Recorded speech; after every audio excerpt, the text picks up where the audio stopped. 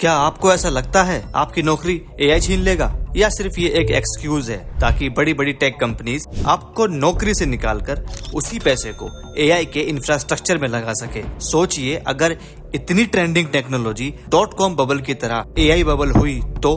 लेकिन इस बबल की शुरुआत कैसे होती है, या सच में एआई ह्यूमन को रिप्लेस कर पाएगा?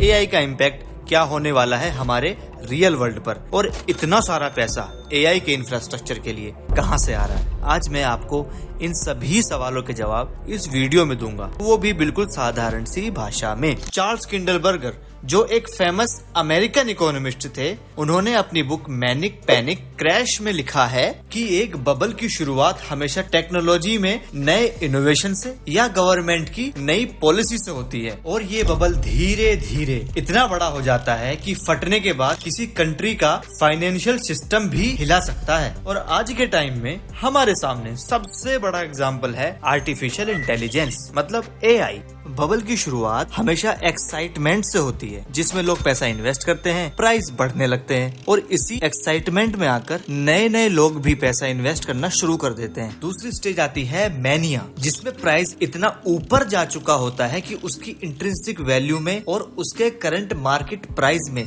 जमीन और आसमान का फर्क हो जाता है। लेकिन लोग इन्वेस्ट करना कम ही नहीं करते, और कुछ लोग तो लोन लेकर भी इन्वेस्ट कर देते हैं। तीसरी स्टेज आती है कोलैप्स, जिसमें मार्केट प्राइस गिरना शुरू हो जाता है, और इतना गिरने लगता है कि बड़े बड़े लोग उसमें से निकलना शुरू कर देते हैं, और प्राइस और ज्यादा तेजी से कम होने लगता है। चौथी स्टेज आती है क्रैश। लोगों ने जो पैसा लोन लेकर इन्वेस्ट किया था वो सब डूब जाता है, और मार्केट और फाइनेंशियल सिस्टम पूरी तरीके से हिल जाता है। अब आप मुझे बताइए कि हम कौन सी स्टेज में चल रहे हैं? मॉर्गन स्टैनली का अनुमान है कि एआई के इंफ्रास्ट्रक्चर जैसे डेटा सेंटर्स, पावर एक्सेट्रा में अप्रोक्स $3 ट्रिलियन से भी ज्यादा का खर्च होगा, जिसमें से आधा पैसा तो इन बड़ी टेक कंपनीज को देना पड़ेगा, और बाकी बचा हुआ पैसा प्राइवेट क्रेडिट किया जाएगा, क्योंकि वेस्टर्न कंट्रीज की इकोनॉमी फिलहाल इतनी स्टेबल है ही नहीं कि वो एआई के इंफ्रास्ट्रक्चर में पैसा लगा सके।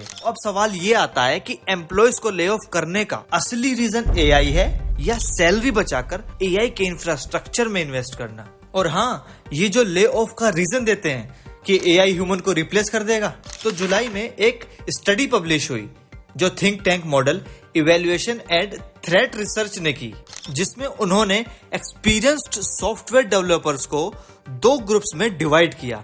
एक ग्रुप एआई की हेल्प ले रहा था, और दूसरा बिना एआई के कोडिंग कर रहा था। ये एक सबसे रिगोरियस टेस्ट था कि एआई रियल वर्ल्ड में कैसे काम करेगा, क्योंकि कोडिंग एक ऐसा स्किल है जिसमें एआई मॉडल्स काफी मास्टर हो चुके हैं, और इसीलिए लोग एक्सपेक्ट भी कर रहे थे कि एआई से प्रोडक्टिविटी में काफी ग्रोथ होगी। लेकिन रिसर्चर्स ने जब एक्चुअल आउटपुट मेजर किए तो पता चला कि एआई के साथ जो काम कर रहे थे वो डेवलपर्स 20% तक स्लो हो गए एज कंपेयर टू जो बिना एआई के काम कर रहे थे।